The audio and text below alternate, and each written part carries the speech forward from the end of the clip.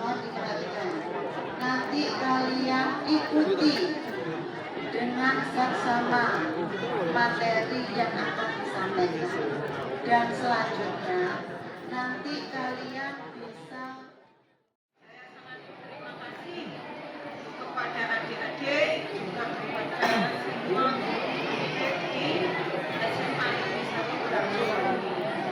Yang terhormat Ibu Kepala Sekolah yang diwakili oleh Ibu, dan yang terhormat dari Dinas Lingkungan Hidup, juga dari Pertanian, yang terhormat juga dari rekan-rekan kita dari Radar ya, Mas Wahyu, terima kasih atas dukungannya. Juga kepada petugas dari Banyuwangi, kami sangat bersyukur karena saat ini kami bisa menghadirkan kolaborasi antara adik-adik dengan instansi lain. Juga saya berterima kasih karena di saat ini kita dihadiri oleh petugas dari Dinas Pengairan PU. Sehat berprestasi. Sehat hidup, bersih airnya, sehat warganya.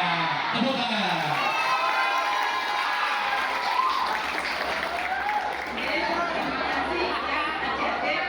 Dan untuk pemaparan mengenai sekat itu nanti ada sendiri dari PU Pertanian dan Dinas PU Lingkungan Hidup. Kenapa serba keterkaitan?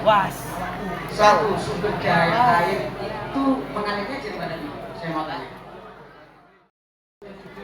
Makanya di pengairan pasang kartu, dilarang buang sampah di sini, dilarang menebang pohon.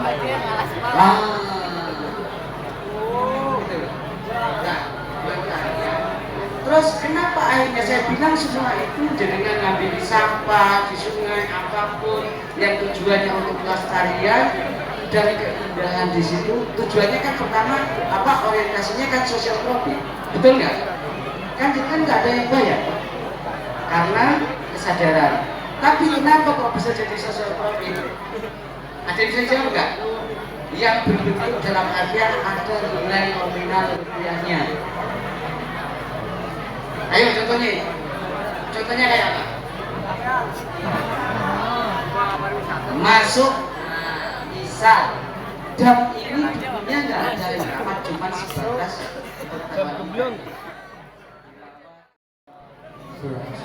Assalamualaikum warahmatullahi wabarakatuh.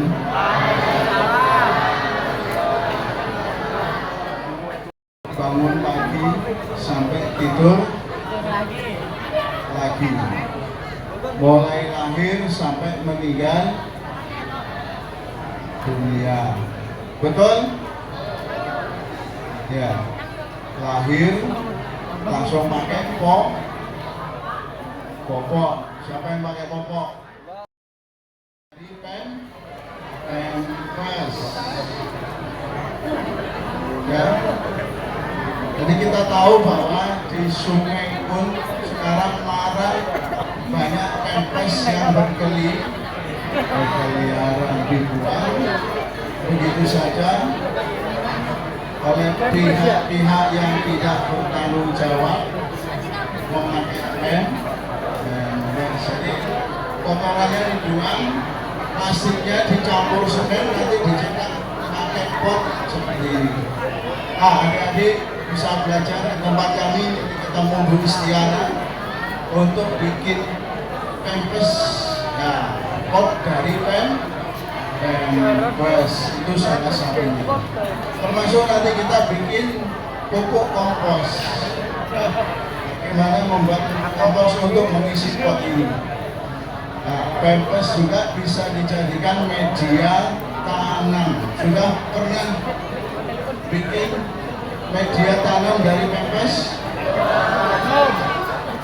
Belum bisa. Harapan nanti adik-adik ya, kalau ada yang di rumah punya adik ya yang pakai pempes. Siapa yang punya adik di rumah? Ada? Sehari berapa pempersnya? Minimal 2, ya kan? Sehari minimal 2. Untuk media tahanan, kok bisa? Jadi kotoran padat dan cair yang ada di pempes kita manfaatkan untuk pupuk. Ya. Jadi kotoran padat dan cairnya digunakan untuk pupuk. Bagaimana caranya? Sekilas. Jadi adik-adik kalau punya polybag di rumah ukuran 40 cm, ya, itu bisa menampung 2 pampers.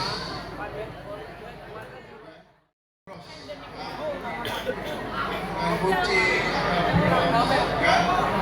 Nah, nanti kalau adik-adik mau ingin belajar ke tempat kami boleh di Dinas Lingkungan Hidup. Nah, di belakang stadion di Ponegoro ada kantor bank sampah. Nanti ketemu lagi dengan Bu Istiana. Sama-sama nanti belajar. Atau mungkin di lain hari adik-adik kabel lingkungannya SMA 1 Darussalam mengadakan pelatihan sendiri bagaimana memanfaatkan sampah yang ada di sekolah, khususnya bungkus-bungkus makanan, ya, untuk ekobrik, untuk kerajinan seperti ini. Itu salah satu upaya kita, adik-adik akan bisa ikut berperan aktif menjaga lingkungan sekolah. Itu namanya 3R. Ada tahu 3R? Apa? R? Reduce. Apa reduce? Reuse. Memakai kembali. Recycle. Itu bagiannya kulisti. Salah satu sampah yang tidak kalah menarik adalah sampah organik. Di depan ini ada beberapa metode. Diperhatikan ya adik-adik. Jadi di depan ini ada beberapa metode yang bisa kita gunakan untuk membuat pupuk kompos semacam ini. Dari daun kering atau dari sisa makanan yang ada di rumah atau di rumah kita. Jadi daun kering seperti ini kita bisa jadikan kompos yang halus seperti ini. Ya, itu bisa dengan beberapa metode. Yang pertama ini adalah komposter. Jadi bagian-bagian pipa ini fungsinya untuk sirkulasi udara di dalam proses dekomposter. Namanya apa? Kompos. Di pipa ini sirkulasi udara untuk pembuatan atau penguraian sampah organik. Jadi menggunakan pipa sirkulasi udara. Sistemnya adalah dekomposter. Nama alatnya kompos. Ya, jadi adik-adik kalau sudah tahu sampah organik itu ada 2 unsur sampah organik. Perhatikan yang belakang atau yang ngobrol sendiri, ya. Sampah organik ada berapa unsur? 2. Ada yang tahu? Ada yang tahu?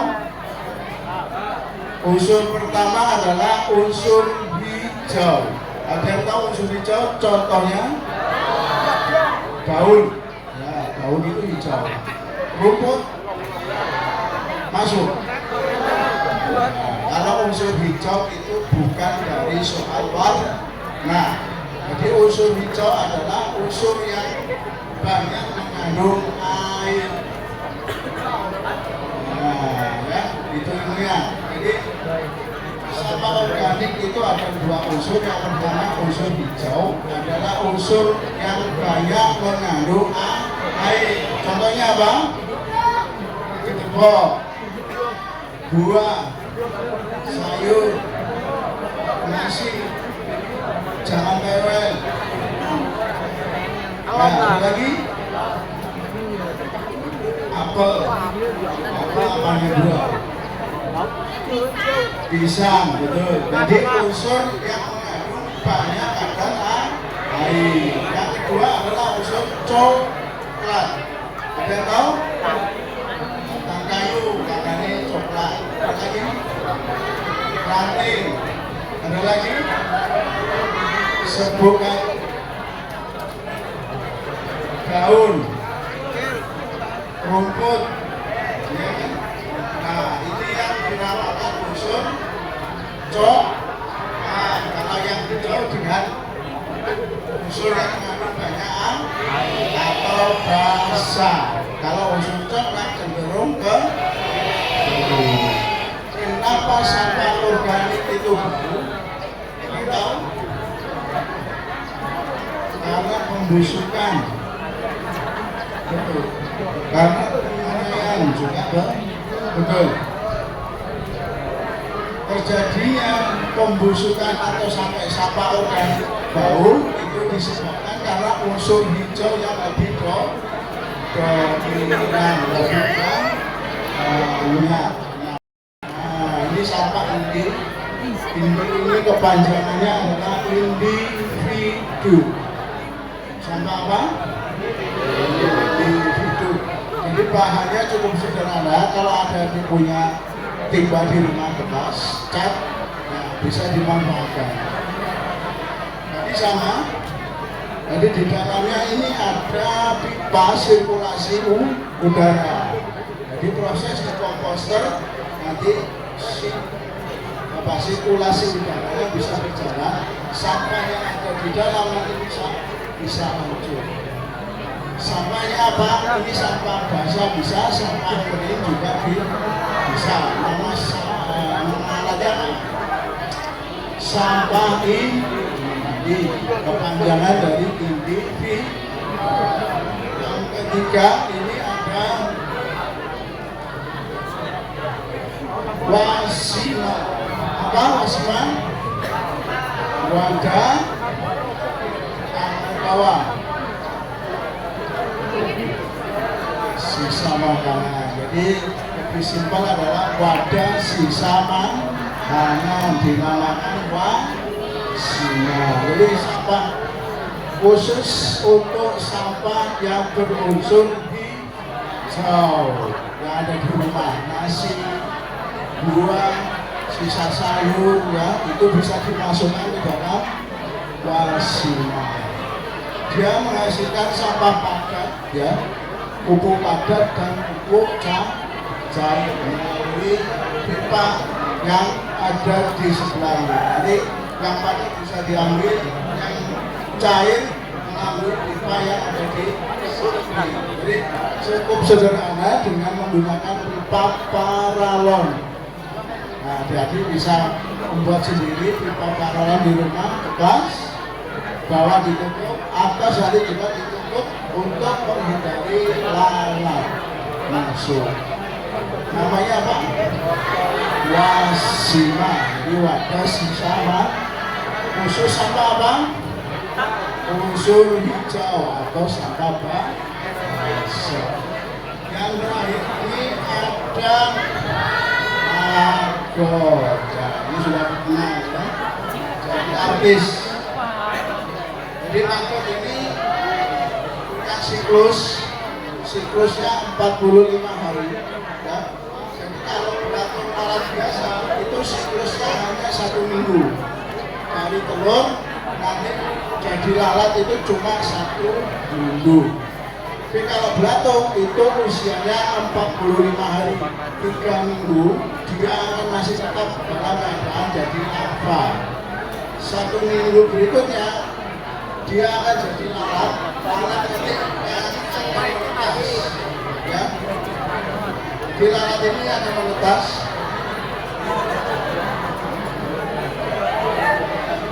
Lalat ini akan menetas, menghasilkan telur yang nanti dibesarkan. Fungsinya apa, Dok? Ya, untuk mengurai sampah organik. Jenis apa? Jenis hijau, unsur hijau atau sampah basah. Jadi cukup sederhana, kita punya nagoda di rumah seperti ini. Satu hari kita sudah dapat kompos di rumah. Apa namanya? Nagoda. maggot. Nah, jadi maggot ini adalah biokonversi untuk mengurai sampah basah atau sampah organik dasar dari rumah. Kalau daun dia nggak suka, ya.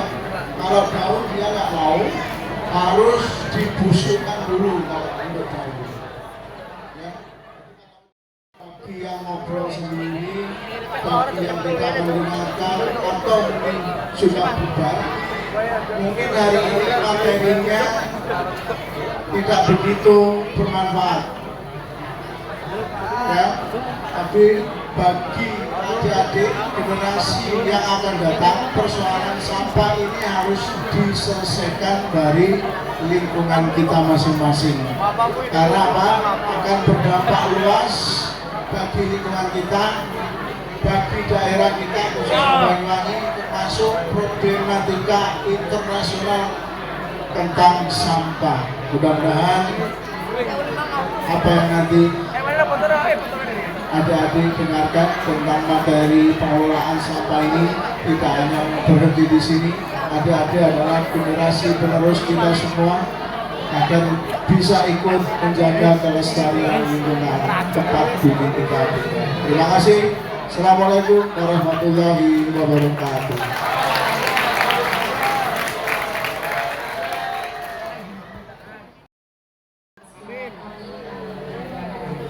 Baik anak-anak, untuk acara selanjutnya yaitu pemaparan terakhir dari materi yang akan disampaikan oleh Dinas Pertanian dan Pangan. Jadi ini adalah pemaparan materi terakhir. Jadi dimohon untuk seluruh siswa dan siswi untuk tetap di tempat dan tidak menimbulkan keramaian apapun. Ya, kami persilakan untuk Dinas Pertanian dan Pangan untuk menyampaikan materi. Wabarakatuh.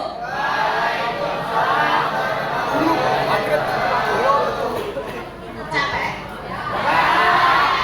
Ngantuk? Biar nggak ngantuk, kita tonton dulu video yang akhirnya sudah kita tadi. Sambil nunggu, perkenalkan kami dari Dinas Pertanian dan Pangan Kabupaten Banyuwangi dari tim BPP Simanjungo. Ada yang sudah tahu BPP Simanjungo itu apa? Belum tahu deh. BPP Simanjungo yaitu Balai Penyuluhan Pertanian. Kantor kita ada di dalam Kecamatan Simanjungo. Saya sendiri adalah seorang PPL. Mungkin di sini yang orang tuanya petani dan masuk kelompok tani mungkin sudah pernah dengar namanya PPL atau jadi PPL itu adalah petugas pengurusan. Jadi tugas kami adalah mendampingi petani, mendampingi menjalankan program-program dari Kementerian Pertanian dan juga Dinas Pertanian. Yang keempat, mengurangi polusi air lembaga. Ini jenis-jenis sayuran. Sayuran daun. Jadi ternyata sayuran itu ada jenisnya. Tidak semua sayuran dinamakan kita tidak baca. Jadi sayuran daun yang tergolong sayuran daun adalah bayam, kangkung. Untuk sayuran berbuah, tomat, cabai, sayuran berbuih atau apa? Ada lagi satu ketinggalan, sayuran batang. Ada yang tahu nggak yang tergolong sayuran batang? Rebung, ada lagi. Selain rebung.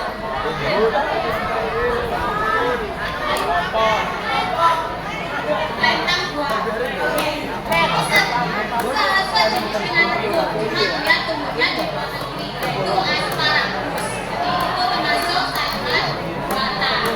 Next deh. Salah dulu. Jadi sayuran itu karena bermacam-macam jenis, jadi memiliki syarat khusus yang sesuai dengan kriterianya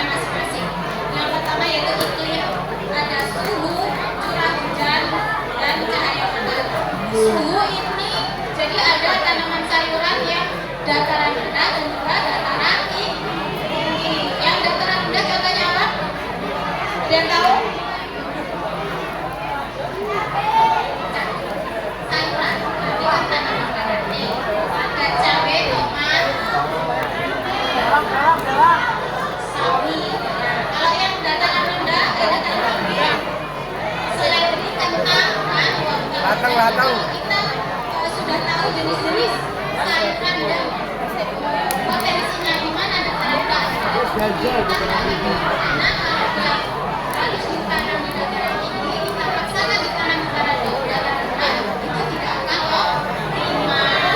Jadi contohnya misalkan kentang, kita paksakan kita tanam di sini, bumi deh, kita tanam kentang. Itu jadi tumbuhnya tidak akan sebesar kalau kita tanam di dataran tinggi. Itu juga dengan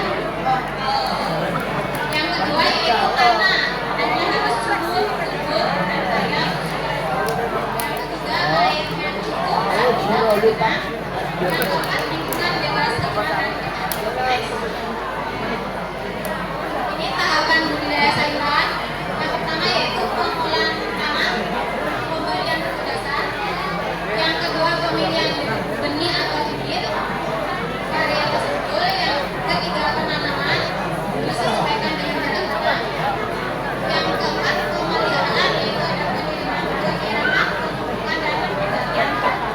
Yang kelima panen dan pasca panen. Yang penanganan kualitas. Next. Nah ini contoh dari pengerjaan persiapan lahan. Ada yang tahu itu namanya alat apa untuk mengolah tanah untuk bedengan atau di hortikultura? Ada yang tahu? Ada yang bilang traktor. Jadi kalau traktor itu untuk membajak di sawah, sama untuk tanaman padi. Kalau ini untuk mengolah tanah di bedengan, kita sebutnya kultivator. Kultivator. Mungkin nanti bisa jadi pertanyaan. Kultivator. Jadi itu adalah alat yang kita gunakan untuk mengolah tanah di bedengan. Yang kedua adalah bedengan. Jadi bedengan atau hutan itu mempunyai jarak. Ada spesifikasinya. Kenapa Bu kok tidak terserah petaninya? Misalkan jaraknya 200 cm. Kenapa? Ada yang tahu? Kenapa harus 100 cm? Penanamannya agar yang kedua, bayangkan kalau bedengan itu 200 meter. 200 meter itu paling nggak ada terlalu panjang. Jadi bayangkan kita yang kenalnya kesusahan karena keterbatasan tangan kita kan cuma 1 meter. Oke. Jadi untuk pemeliharaan penyiraman tidak efektif. Untuk arah bedengan ada yang tahu? Arahnya kemana? Kalau lihat di sawah itu bedengannya arahnya kemana? Vertikal, panas, vertikal. Nah, ngadepnya kemana? Itu juga menjadi salah satu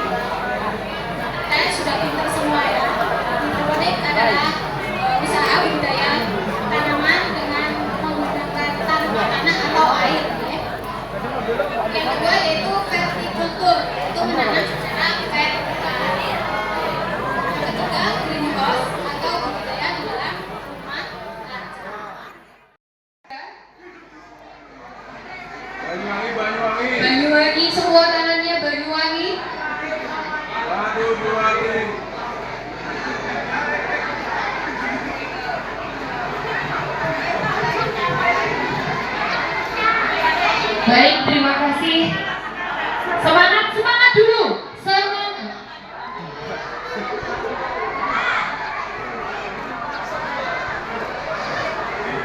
Baik, terima kasih